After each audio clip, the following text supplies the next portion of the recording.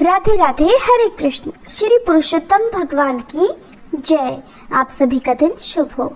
आज आप सुनेंगे पुरुषोत्तम मास महात्म्य का 24वां अध्याय। उससे पहले जानिए आज के मुहूर्त के बारे में।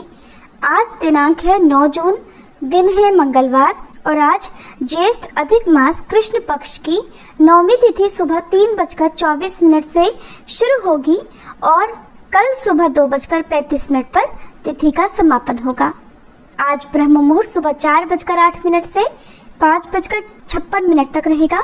सूर्योदय सुबह 5:44 पर और सूर्यास्त शाम 7:07 पर होगा। आज राहु काल दोपहर 3 बजे से 4:30 बजे तक रहेगा। प्रीति योग सुबह 8:18 तक और बाद में आयुष्मान योग प्रारंभ होगा। अब सुनिए आज का अध्याय और उसके बाद आप सुनेंगे भगवान के भक्तों की कथाएं।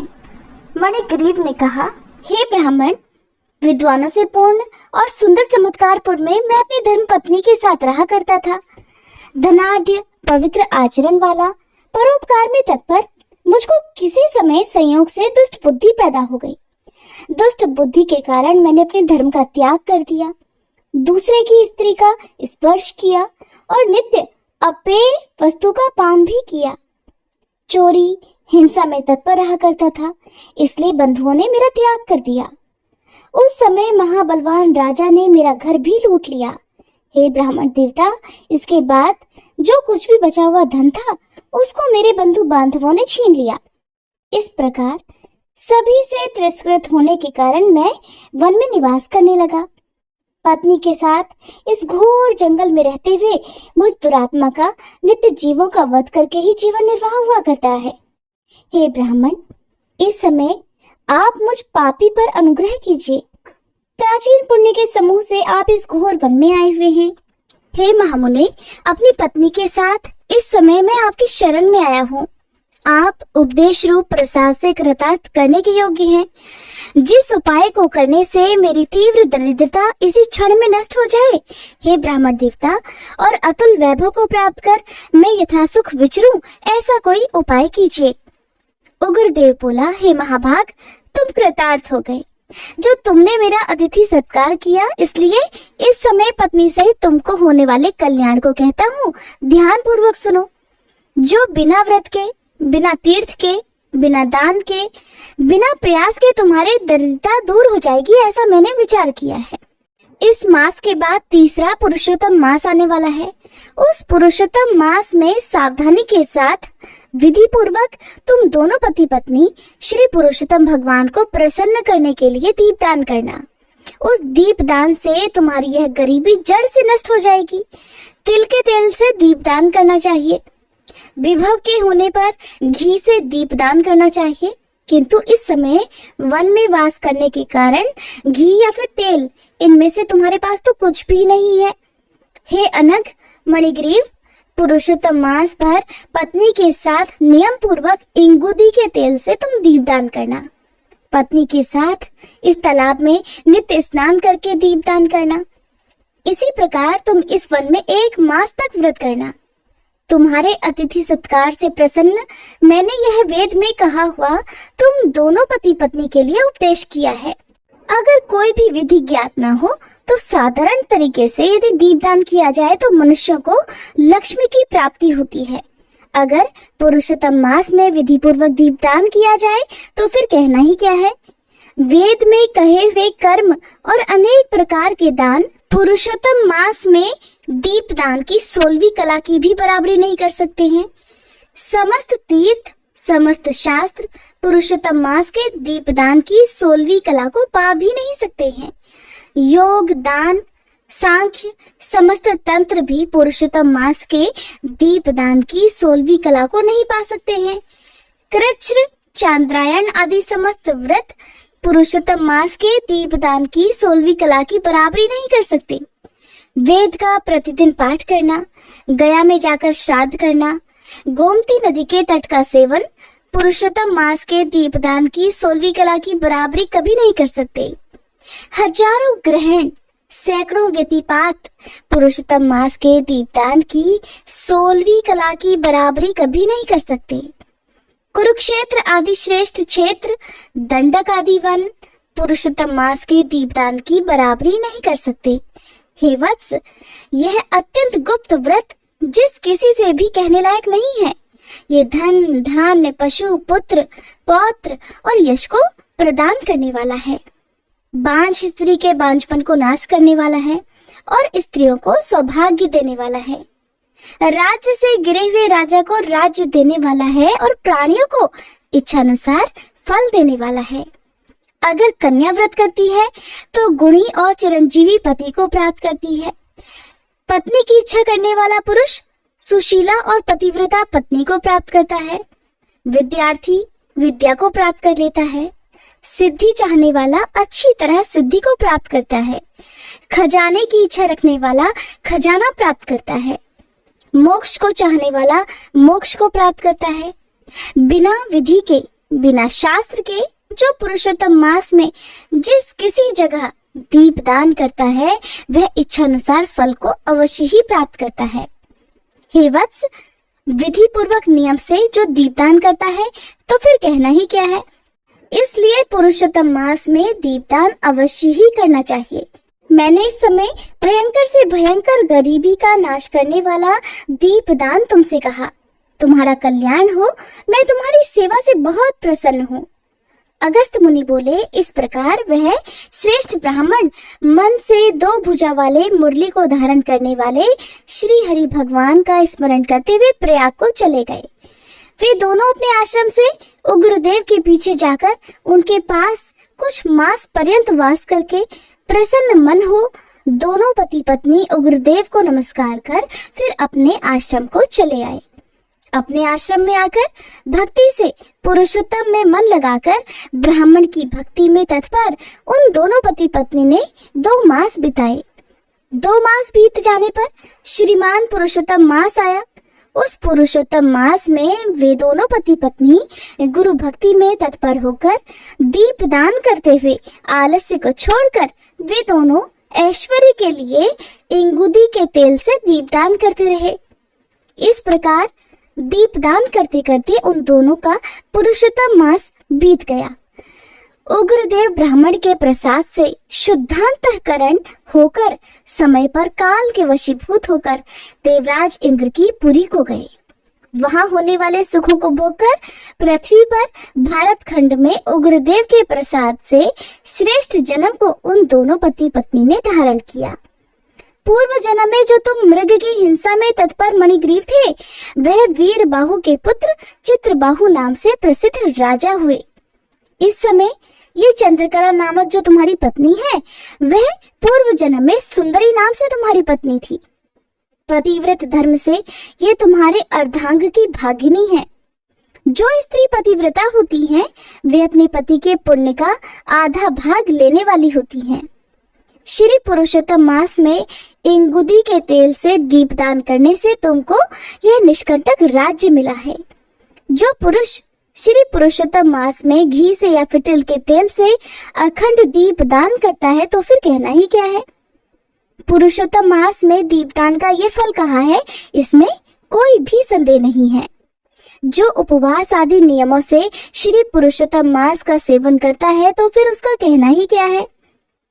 वाल्मीकि मुनि बोले, इस प्रकार अगस्त मुनि राजा चित्रबाहु के पूर्व जन्म का वृतांत कहकर और राजा चित्रबाहु से किए गए सत्कार को लेकर तथा अक्षय आशीर्वाद देकर वहां से चले गए। इसके बाद जो कुछ भी हुआ भक्तजनों उसका वृतांत आप सभी अगले अध्याय में जरूर सुनिएगा। सभी प्रेम से बोलिए पुरुषोत्तम मास की जय। अब सुनिए सीता नित्य नेम की कहानी। ये कहानी सीता माता कहती थी और भगवान श्री राम इसे सुना करते थे। एक दिन भगवान को किसी काम से बाहर जाना पड़ गया तो सीता माता कहने लगी, प्रभु मेरा तो 12 वर्ष का नित्यनेम है और अब आप बाहर जाएंगे तो मैं अपनी कहानी किससे सुनाऊंगी। तब भगवान राम जी ने कहा कि तुम कुएं की पाल पर जाकर बैठ जाना और वहां जो औरतें पानी भरने आएंगी उन्हें अपनी कहानी सुना देना। सीता माता भगवान के कहे अनुसार कुएं की पाल पर जाकर बैठ गई। तभी एक स्त्री आई जिसने रेशम जरी की साड़ी पहन रखी थी और सोने का घड़ा ले रखा था। सीता माता ने उसे देखा तो कहने लगी, कि बहन, मेरा 12 वर्ष का नित्यनेम सुन लो। तब वह स्त्री बोली, मैं तुम्हारा नित्यनेम सुनूंगी तो मुझे तो घर जाने में देर हो जाएगी, फिर मेरी सास मुझसे लड़ेगी। उसने कहानी नहीं सुनी और चली गई। घर जाते ही उसकी रेशम जरी की साड़ी फट गई, सोने का घड़ा मिट्टी के घड़े में बदल गया। ये सब देखकर सासू माँ ने पूछा, अरे बहू, ये किसका दोष अपने सिर पर लगा कर आई हो? तब बहू ने कहा कि माँ जी, कुएं पर एक औरत बैठी थी। उसने कहानी सुनने के लिए कहा, लेकिन मैंने नहीं सुनी, जिसका ये फल मुझे मिला है। अब बहू की बात सुनकर अगले दिन वही साड़ी और घड़ा लेकर सास कुएं की पाल पर गई। सास को वहीं पर सीता माता बैठी मिली तो सीता माता ने उससे भी कहा कि बहन, मेरी कहानी सुन लीजिए। सास बोली कि एक बार छोड़, मैं तो 4 बार कहानी सुन लूंगी। तब सीता माता ने कहना शुरू किया, राम आए लक्ष्मण आए, देश के पुजारी आए, नित नेम का नेम लाए, आओ राम बैठो राम, तपी रसोई जीमो राम, माखन मिश्री खाओ राम, दूध बताशा पियो राम, सूत के पलका मोठो राम, शाल दुशाला पोठो राम, शाल दुशाला ओढ़ो राम, जब बोलूं जब राम ही राम, राम सवारे सबके काम, खाली घर भंडार भरेंगे, सबका बेड़ा पार करेंगे, श्री राम जय जय राम। सास बोली कि बहन, कहानी तो बहुत अच्छी लगी। कहानी सुनकर सास घर चली गई और उसकी वह साड़ी फिर से रेशम जरी की बन गई और मिट्टी का घड़ा भी सोने के घड़े में बदल गया। ये सब देखकर बहू बोली, माँ जी, आपने ये सब कैसे किया? सास ने कहा, बहू, तू तो दोष लगा के आई थी और मैं अब दोष उतार कर आ रही हूँ। बहू ने हैरान होकर फिर पूछा कि तो माँ जी, वो कुएं वाली स्त्री कौन है? सास बोली, वे तो साक्षात सीता माता थी। वे पुराने से नया कर देती हैं, खाली घर में भंडार भर देती हैं, वह लक्ष्मी जी का वास घर में कर देती हैं, व्यक्ति की जो भी इच्छा हो उसे पूरा कर देती हैं। तब बहू बोली, माँ जी, फिर तो ऐसी कहानी मुझे भी सुना दीजिए। सास बोली कि ठीक है, तुम भी सुनो।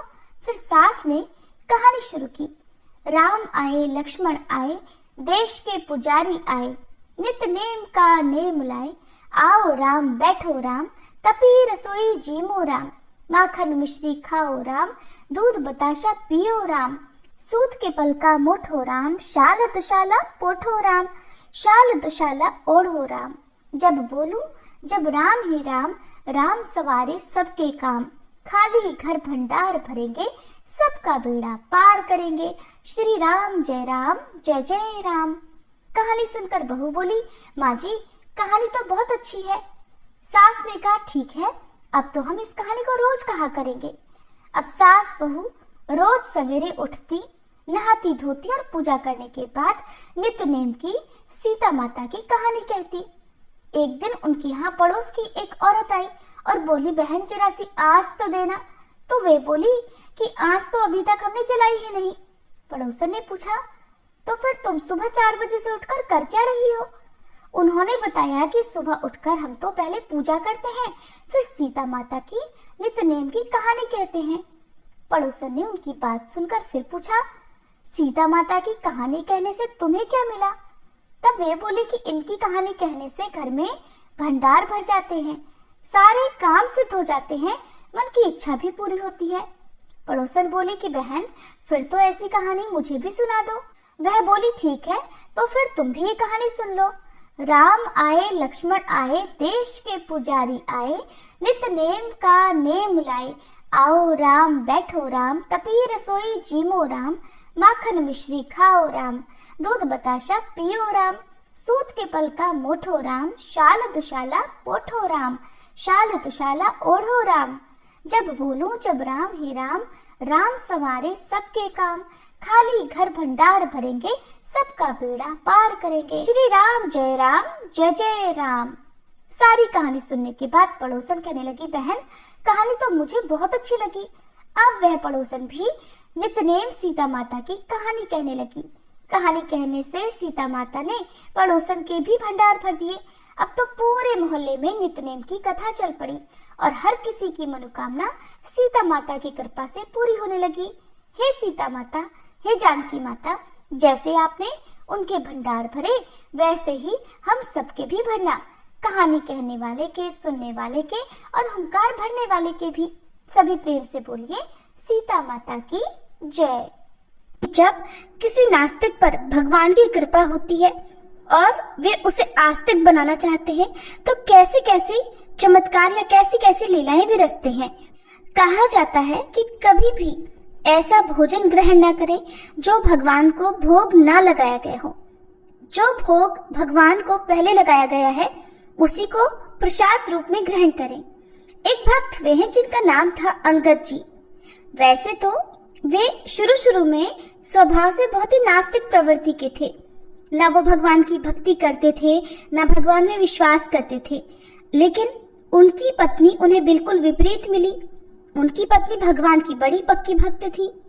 उनके मायके में तो संतों की सेवा होती रहती थी और वहां उनके गुरुदेव के उपदेश उनको सुनने को मिलते रहते थे। लेकिन विवाह के बाद जब वे अंगद जी के साथ अपनी ससुराल आई तो देखा कि वहां राज वैभव तो था, सारी सुख समृद्धि थी, लेकिन न ही वहां पर किसी संत का दर्शन होता था, न किसी संत का आना जाना होता था, न ही भगवत चर्चा होती थी, न ही सत्संग, और संत का दर्शन तो वहां पर संभव था ही नहीं। ये सब देखकर रानी बहुत व्याकुल हो गई। उन्हें तो उनके मायके में रोज संतों का उच्छिष्ट मिलता था, सद्गुरुदेव भगवान के दर्शन होते रहते थे, लेकिन यहाँ तो भक्ति का कोई नामो निशान तक नहीं था। हालांकि अंगद जी की एक विशेषता थी, वे अपनी पत्नी को भगवत भक्त मानकर बहुत श्रद्धा करते थे और उनके भक्ति मार्ग में कोई विरोध नहीं करते थे। लेकिन स्वयं न तो भक्ति का आचरण करते, न संत महात्माओं के प्रति कोई श्रद्धा रखते थे और न ही भगवान की आराधना करते थे। इसी तरह बहुत सारे दिन बीत गए। काफी दिनों तक संतों के दर्शन न होने के कारण अब रानी अत्यंत व्याकुल हो गई। तो उन्होंने अपने मायके पत्र लिखकर प्रार्थना की कि सद्गुरुदेव भगवान से निवेदन करें कि कृपा करके एक बार यहाँ पधारे और दर्शन दे, क्योंकि मैं यहाँ से बाहर नहीं जा सकती और मेरे पति संतों के प्रति श्रद्धावान नहीं है। जब मायके के राज परिवार ने गुरुदेव से प्रार्थना की तो वे करुणामय होने के कारण आने के लिए तैयार हो गए। गुरुदेव के आगमन की सूचना से रानी अत्यंत प्रसन्न हो गई। उन्होंने चरणामृत ग्रहण किया, आरती उतारी, भोग अर्पित किया और फिर गुरुदेव को आसन पर विराजमान करके उनका स्वागत सत्कार किया। फिर वे धीरे धीरे उनके चरण दबाने लगी।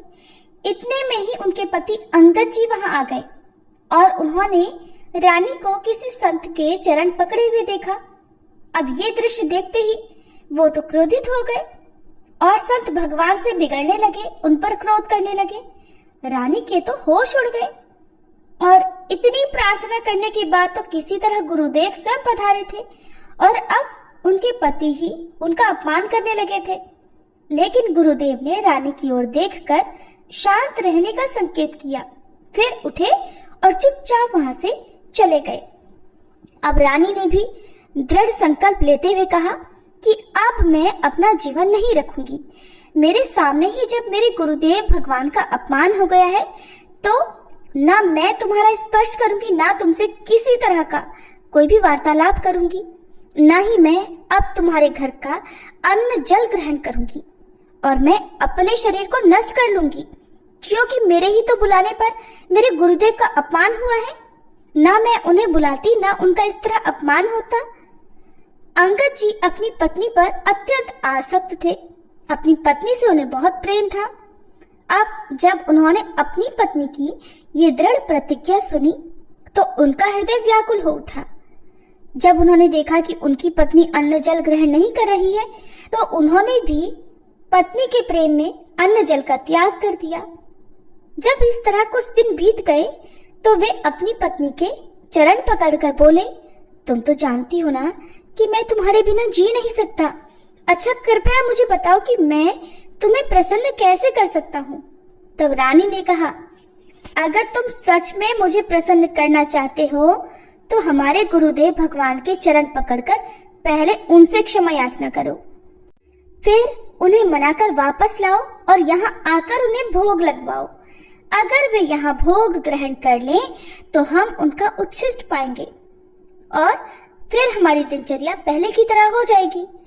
अब अंगद जी भक्ति भाव से तो नहीं बल्कि अपनी पत्नी के प्रति आसक्ति के कारण उनके गुरुदेव के पास गए और अपनी पत्नी के कहे अनुसार उन्होंने उनके चरण पकड़कर क्षमा मांगी।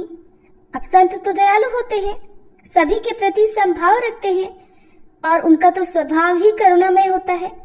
चाहे कोई कितनी भी बार उनका अपमान कर ले, लेकिन जब कोई सच्चे हृदय से दंडवत करता है तो वे सहज ही कृपा कर देते हैं, उसे क्षमा कर देते हैं। गुरुदेव ने अंगद जी को भी क्षमा कर दिया और उनके साथ जाने के लिए मान गए। अंगद जी गुरुदेव को लेकर महल में पहुंचे।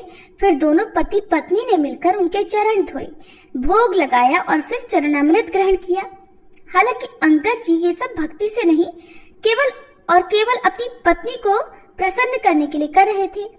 लेकिन जैसे ही गुरुदेव का चरणामृत ग्रहण किया, उनके हृदय में पश्चाताप होने लगा।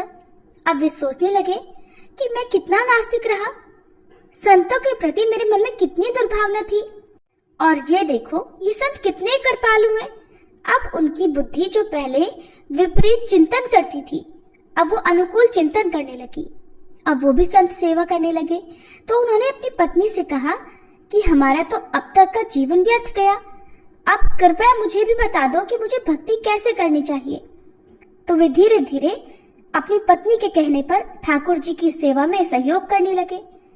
अब दशा ये हो गई कि वो भी बिना भोग लगाए कुछ भी ग्रहण नहीं करते थे। वर्षों से उनकी यही दिनचर्या बन गई। सबसे पहले ठाकुर जी को स्नान कराना, उनका श्रृंगार करना, फिर उनको भोग लगाना और उसके बाद केवल प्रसाद ही ग्रहण करना। साथ ही अंगद जी ने 4 पार्षद भी नियुक्त कर दिए, जिनका काम क्या था कि जहाँ कहीं भी संत दिखाई दे जाए, उन्हें सम्मान सहित घर पर बुलाया जाए और उन्हें भोग लगवाएं। अंगद जी बहुत वीर पुरुष थे और राजा के भतीजे भी थे। एक बार उन्होंने किसी राजा पर आक्रमण कर दिया और विजय प्राप्त करके उसका मुकुट जीत कर ले आए। उस मुकुट में 101 हीरे जड़े हुए थे, जिनमें से एक हीरा जो था वो सबसे ज्यादा कीमती था। अंगद जी को इस विशेष हीरे का मूल्य भी पता था, उसका महत्व भी पता था। उन्होंने शेष सारे हीरे तो विजय प्राप्त राजा को लौटा दिए, लेकिन वो अमूल्य हीरा अपने पास रख लिया, ये सोचकर कि ये हीरा तो मैं जगन्नाथ जी के मुकुट पर जड़वाऊंगा। राजा के कुछ मंत्री और विशेष स्वभाव के दरबारियों ने राजा को उकसाया कि महाराज, उस हीरे की कीमत तो आपके पूरे खजाने से भी बहुत ज्यादा है, आपको तो उसे हर हाल में वापस लेना चाहिए था। फिर राजा ने भड़काने में आकर विनम्रता से अंगद जी से आग्रह किया कि कृपया वो हीरा जो तुमने रखा हुआ है हमें दे दो। लेकिन अंगद जी अडिग रहे, नहीं, वो हीरा हम आपको नहीं देंगे, वो हीरा तो हमने जगन्नाथ जी को अर्पित कर दिया है। अब मनुष्य की बुद्धि बदलने में देर नहीं लगती। राजा की बुद्धि में भी उस हीरे के कारण विकार आ गया और अब उसने ठान लिया कि अंगद जी को मार दिया जाए, तभी वो हीरा उनसे लिया जा सकता है। लेकिन क्योंकि वो उसके चाचा थे, तो उन्हें सीधे सीधे मारना भी उचित नहीं लगता था। अगर किसी को पता चल जाता तो पूरे राज दरबार में निंदा होती। फिर राजा ने एक षड्यंत्र रचा। उसने अंगद जी की बहन, जो राजमहल की रसोई तैयार करती थी, उसको अपने पक्ष में मिलाने का प्रयास किया, उसे लालच दिया। राज परिवार में भोजन बहुत ही विश्वसनीय लोगों द्वारा ही बनाया जाता था और अंगद जी की बहन इसी कार्य में लगी हुई थी। तो राजा ने उसी को लालच देते हुए कहा कि तुम जितना धन चाहोगी मैं उतना दूंगा, बस तुम्हें एक काम करना है, अंगद जी के भोजन में विष मिला दो। राजा ने खुद से लाकर विष उसे दिया और उसे भोजन में मिलवा दिया। अंगद जी को इधर इस बारे में षड्यंत्र का कुछ अता पता नहीं था, बिल्कुल भी भान नहीं था कि उनके साथ क्या होने वाला है, बल्कि उनका तो जैसा नियम था, उन्होंने उस भोजन को जिसमें विष मिला हुआ था पहले ठाकुर जी को अर्पित किया, उन्हें भोग लगाया और फिर उसी को प्रसाद रूप में ग्रहण करके भोजन करने बैठे। अंगद जी की बहन की बेटी, जो प्रतिदिन उनके साथ बैठकर ही भोजन करती थी, अचानक घर से गायब कर दी गई थी। अंगद जी ने पूछा, बिटिया कहाँ है, उसे बुलाओ। तो बहन ने झूठ कहा कि वो तो खेलने गई है, इसलिए उसे घर से गायब कर दिया गया था कि वो विषैला भोजन यदि वो अंगद जी के साथ ग्रहण कर लेती तो उसकी भी मृत्यु हो जाती। तो अंगद जी ने दृढ़ता से कहा कि नहीं नहीं, जब तक वो नहीं आएगी मैं तब तक भोजन ही नहीं करूंगा। उनके इन शब्दों का बहुत गहरा प्रभाव उनकी बहन पर पड़ा। अब वो सोचने लगी कि जो व्यक्ति मेरी पुत्री से इतना प्रेम करता है, क्या मैं उसे विष देकर मार सकती हूँ? आखिरकार उसने रोते हुए अंगद जी से कहा, भैया इस भोजन को ग्रहण मत करना। अंगद जी चौंक गए, पूछने लगे, क्यों, क्या हुआ? अब तो वह फूट फूट कर रोने लगी कि भैया, राजा ने मुझे लालच देकर प्रेरित किया था और मेरी बुद्धि भ्रष्ट हो गई थी और मैंने आपके इस भोजन में विष मिला दिया है। अब तो अंगद जी ने अपनी बहन से कहा, ठीक है कोई बात नहीं, तुम्हें जो करना था वो तुमने किया, लेकिन तुम्हें चिंता करने की बिल्कुल भी आवश्यकता नहीं है। मैंने तो ये भोजन पहले ही ठाकुर जी को अर्पित कर दिया है और अगर वो भोजन विषैला था तो अब तो ये ठाकुर जी का प्रसाद बन चुका है। जब ठाकुर जी इसे ग्रहण कर सकते हैं तो फिर मैं इसका त्याग कैसे कर सकता हूँ? इसके बाद तो अंगद जी ने वह पूरा भोजन ग्रहण किया, यहाँ तक कि जूठे पात्र भी चाट कर खा लिए। परंतु आश्चर्य की बात यह हुई कि विष का कोई भी प्रभाव उन पर नहीं पड़ा, बल्कि वो पहले की तरह स्वस्थ और सुरक्षित रहे, मानो कुछ हुआ ही ना हो। इसीलिए कहा जाता है कि भगवान को अर्पित किए बिना कभी भोजन ग्रहण मत करो। जब भी भोजन पाओ तो उसे ठाकुर जी का प्रसाद मानो। अगर कभी कभी ऐसी स्थिति में पड़ जाओ जहाँ पर ठाकुर जी की सेवा करना संभव नहीं हो और भोजन सामने आ गया हो, तो कुछ क्षण के लिए अपनी आंखें बंद कर लो और अपने इष्ट देव का स्मरण कर लो और फिर मानसिक रूप से उस भोजन को पहले अपने ठाकुर जी को, अपने आराध्य को अर्पित कर दो। और जब मन से लगे कि ठाकुर जी ने ये भोग ग्रहण कर लिया है तो स्वयं ग्रहण कर लो। कभी प्रभु को बिना अर्पित किए जल तक ना पियो। ऐसा करने से बुद्धि शुद्ध और निर्मल हो जाएगी और फिर ठाकुर जी भी जाने कौन कौन सी लीलाएं आपके साथ रचने लगेंगे, आपको खुद भी नहीं पता चलेगा। बात तब की है जब कैवर्त देश के राजा सुकंत एक बार सुमेरु पर्वत पर होने वाली संत सभा में सम्मिलित होने के लिए जा रहे थे, तो रास्ते में उन्हें नारद जी मिले। सुकंत ने नारद जी के चरणों में प्रणाम किया। नारद जी ने आशीर्वाद देते हुए कहा, सुखी रहो राजन। देवर्षि ने पूछा, कहाँ जा रहे हो? तो राजा ने कहा, देवर्षि संत सभा में सम्मिलित होने के लिए जा रहा हूँ। तब नारद जी ने कहा, जरूर जाना चाहिए, संतों का आशीर्वाद प्राप्त करो। और फिर नारद जी ने कहा, अच्छा एक बात सुनो, वहाँ सभी संतों को प्रणाम करना, लेकिन विश्वामित्र मुनि को प्रणाम मत करना। राजा सुकंत को देवर्षि की ये बात अटपटी लगी, परंतु नारद जी की बात तो माननी ही थी। उनकी बात मानकर राजा आगे बढ़ गए। अब राजा सुकंत संत सभा में पहुंच गए और सभी संतों को प्रणाम किया, लेकिन नारद जी के कहे अनुसार मुनि विश्वामित्र को प्रणाम नहीं किया। सबके बीच ऐसा अपमान देखकर संत सभा समाप्त हुई। राजा सुकंत अपने घर चले गए और विश्वामित्र मुनि सीधे अयोध्या पहुंचे। उस समय श्री राम विश्राम कर रहे थे। मध्याह्न का समय था। लक्ष्मण जी पहरे पर थे। विश्वामित्र जी ने कहा, राम जी कहाँ हैं? मैं इसी समय उनसे मिलना चाहता हूँ। लक्ष्मण जी ने कहा, वे तो अभी सो रहे हैं। विश्वामित्र जी ने कहा, जब राजा सोता है तो ऐसा ही होता है। राम जी ने आवाज सुन ली और जागकर बाहर आए। मुनि को प्रणाम किया और पूछा, गुरुवर क्या हुआ? तब क्रोध में विश्वामित्र मुनि ने कहा, तुम तो सो रहे हो, तुम्हें क्या पता, जब राजा सोता है तो ऐसा ही होता है। यहाँ ऋषि मुनियों का अपमान हो रहा है, ये साधु परंपरा का अपमान है। श्री राम ने फिर पूछा, गुरुवर किसने किया अपमान? तब मुनि ने कहा, जानकर क्या करोगे? राम जी ने कहा, गुरुजी आपके चरणों की सौगंध खाकर कहता हूँ, अपमान करने वाले को मैं मृत्यु दंड दूंगा। कल मैं अपने हाथों से उसका वध करूंगा। आप मुझे बस उसका नाम बताइए। तब विश्वामित्र मुनि ने कहा, राजा सुकंत ने, खलों को दंड मिलना चाहिए। ठीक निर्णय है तुम्हारा। जैसे ही ये बात उधर राजा सुकंत को पता चली कि श्री राम जी स्वयं ही वध करने वाले हैं, वो घबरा गए और ढूंढने लगे देवर्षि नारद जी को। अब नारद जी उन्हें कहीं नहीं मिले। पहले तो अनायास ही मिल गए थे, अब ढूंढने पर भी किसी भी प्रकार कहीं पर भी नारद जी नहीं मिल रहे थे।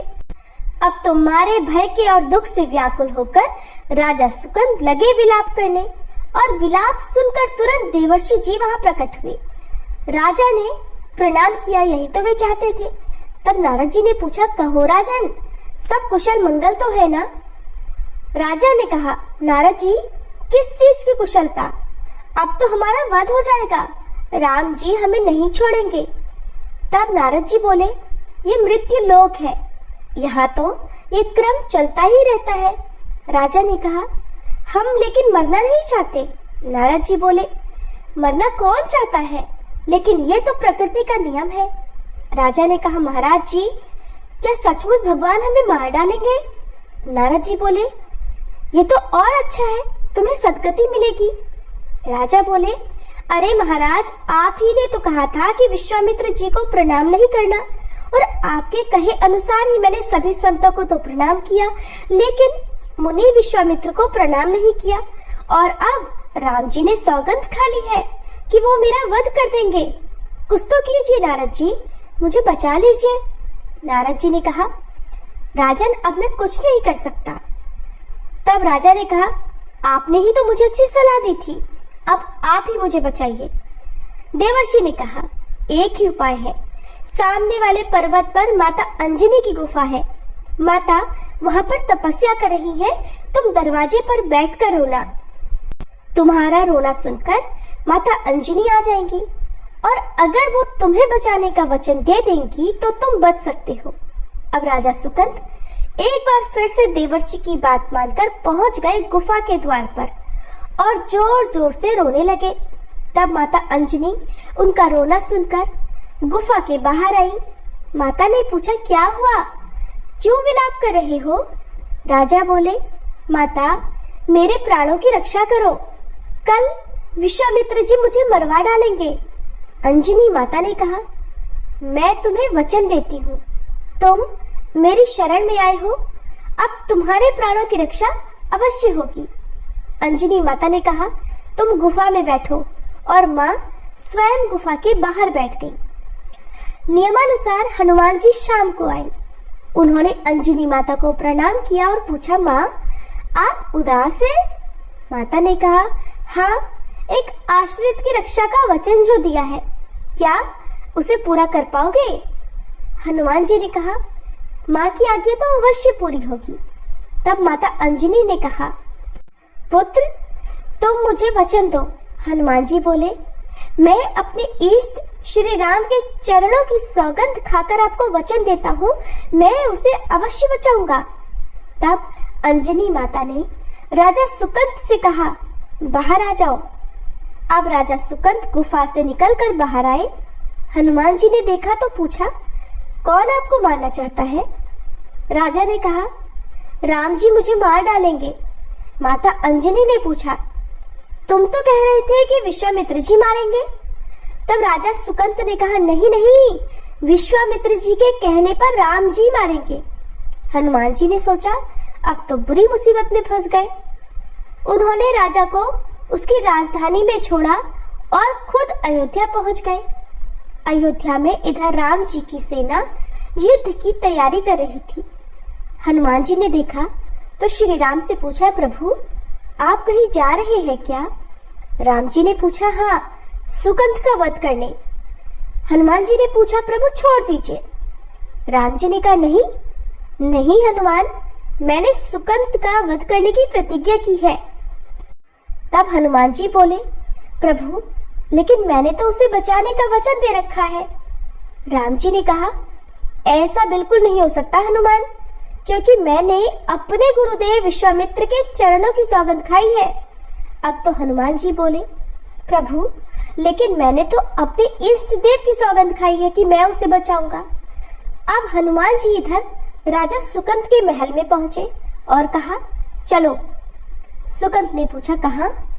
तो हनुमान जी बोले, तुम्हारी वजह से हमारी शरण चली गई, अब तुम्हें कौन सी शरण बताऊं कि कहाँ चलो।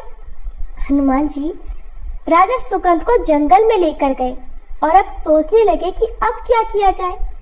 तभी हनुमान जी ने राजा सुकंत से कहा, एक काम करो, राम नाम जप करो, मंत्र जाप, मम दृढ़ विश्वास। अब तो हनुमान जी ने वहीं बैठकर कीर्तन शुरू कर दिया, श्री राम जय जय राम। इधर सुकंत ने भी कीर्तन करना शुरू कर दिया। बीच बीच में वे मारे चिंता और भय के हनुमान जी से पूछते रहे, हम बस तो जाएंगे ना? हनुमान जी ने भी कहा, राजन आप दृढ़ विश्वास रखो, आप बच जाओगे, चिंता की कोई बात नहीं है। हनुमान जी अब कीर्तन करने लगे, साथ साथ राजा भी कीर्तन करने लगा बहुत भाव से। इधर हनुमान जी के नेत्रों से मारे भाव के अश्रु प्रवाह होने लगे, तो राजा सुकंत के नेत्रों से भी भक्ति में रमकर अश्रु बहने लगे, किंतु वे अश्रु भय के ज्यादा थे। राजा सुकंत सोचने लगे, अब तो हम शायद ही बचे, इतनी बड़ी सेना और स्वयं भगवान विरोध में है, तो भला ये 2 अक्षर का नाम मेरा क्या कर लेगा। लेकिन हनुमान जी तो कह रहे थे, मंत्र जाप मम दृढ़ विश्वास। अब हनुमान जी की बात पर भी विश्वास करना ही पड़ेगा। इधर राम जी सेना लेकर पहुंचे सुकंत के यहाँ और पूछा, कहाँ है सुकंत? तो प्रजा बोली, वो तो भाग गए। राम जी ने पूछा, कौन ले गया? लोगों ने बताया, एक वानर उसको लेकर चला गया है। राम जी समझ गए कि हो न हो हनुमान जी ही सुकंत को लेकर चले गए हैं। अब तो राम जी ने लक्ष्मण जी से कहा, लक्ष्मण हनुमान का पता लगाओ। लक्ष्मण जी बोले, प्रभु हम कहाँ से उनका पता बताएं? आपको तो हनुमान जी का पता होगा ही, और हनुमान जी को आपका पता हमेशा रहता है। तब श्री राम बोले, अच्छा ठीक है, चलो जंगल में। इधर हनुमान जी तो जंगल में कीर्तन में लगे हुए थे और सुकंत जी मारे भय के हनुमान जी के पीछे छुपे हुए बैठे थे और कहे अनुसार मंत्र जाप भी कर रहे थे। वैसे तो राजा की आंखें बंद थीं, लेकिन बीच बीच में अपनी आंखें खोलकर वो देख भी लेते थे कि कहीं से प्रभु श्री राम तो नहीं आ रहे इसका वध करने।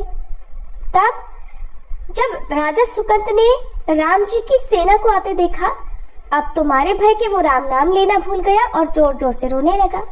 हनुमान जी ने बहुत कहा, राजन राम नाम लेना शुरू करो और दृढ़ विश्वास रखो, सब ठीक होगा।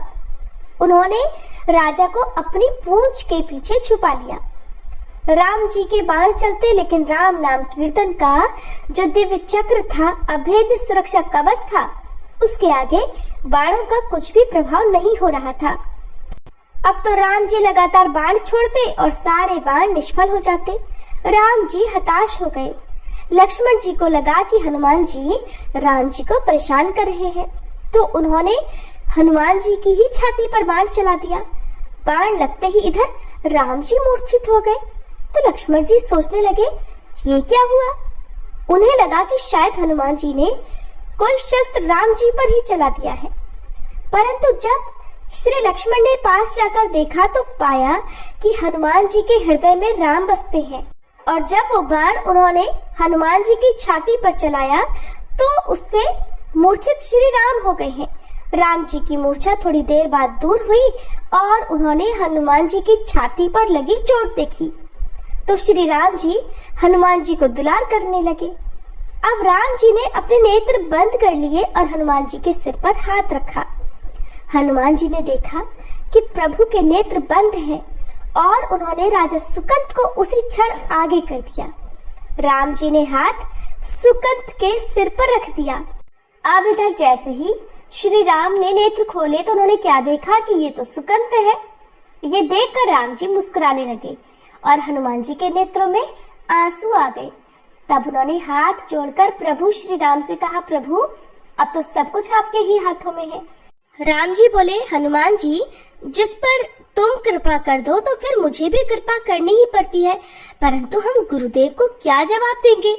तब तक विश्वामित्र मुनि का भी आगमन वहां हो गया। तुरंत हनुमान जी ने राजा सुकंत से कहा कि उस समय प्रणाम नहीं किया था ना, अभी जाकर प्रणाम कर लो, तुम्हारे प्राण बच जाएंगे। राजा सुकंत तुरंत प्राण बचाकर भागे और विश्वामित्र मुनि के चरणों में लोटपोट हो गए।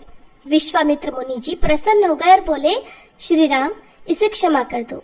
साधु का काम तो सुधार करना होता है, संहार करना नहीं। इसे अपनी गलती का भान हो चुका है। अब राजा की जान में जान आई और उनके प्राण बच गए। फिर उनसे पूछा गया कि संत को प्रणाम न करने की दुर्बुद्धि तुम्हें किस कुसंग में मिली थी? तब राजा ने जवाब दिया, कुसंग में नहीं बल्कि सत्संग में ही मिली थी। अब राजा भला किस मुंह से बताते कि ये सब तो देवर्षि नारद जी की आज्ञा के अनुसार हुआ था। तब उनसे पूछा गया कि कौन से संत के संग में। तब तक देवर्षि नारद जी वहां पर प्रकट हो गए और बोले, मैंने ही कहा था। राम जी ने पूछा, ये लीला क्यों की देवर्षि?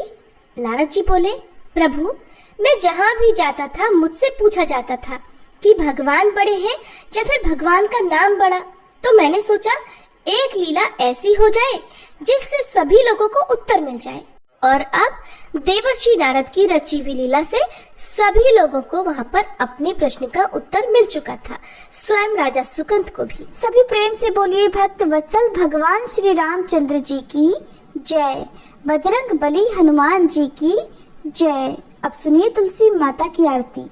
तुलसी महारानी नमो नमो, हरि की पटरानी नमो नमो।